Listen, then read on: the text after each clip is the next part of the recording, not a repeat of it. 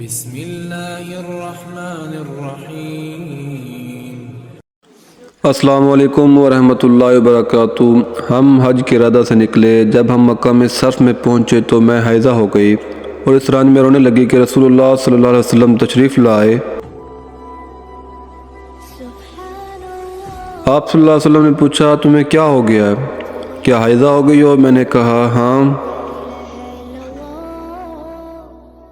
آپ صلی اللہ علیہ وسلم نے فرمایا کہ یہ ایک ایسی چیز ہے جس کو اللہ تعالیٰ نے آدم کی بیٹیوں کے لیے لکھ دیا ہے، اس لیے تم بھی حج کے افعال پورے کر لو، البتہ بیت اللہ کا طواف نہ کرنا۔ عائشہ رضی اللہ عنہ نے فرمایا کہ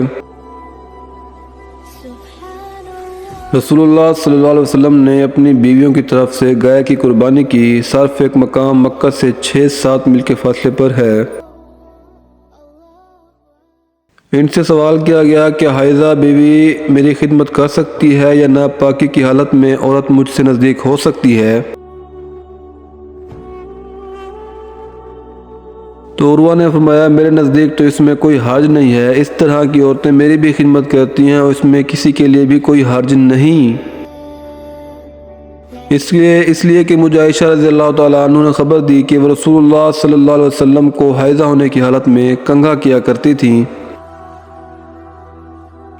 اور رسول اللہ صلی اللہ علیہ وسلم اس وقت مسجد میں معتکف ہوتے۔ آپ اپنا سر مبارک قریب کر دیتے اور عائشہ رضی اللہ تعالیٰ عنہ حجرہ میں سے کنگھی کر دیتی حالانکہ وہ حائضہ ہوتی۔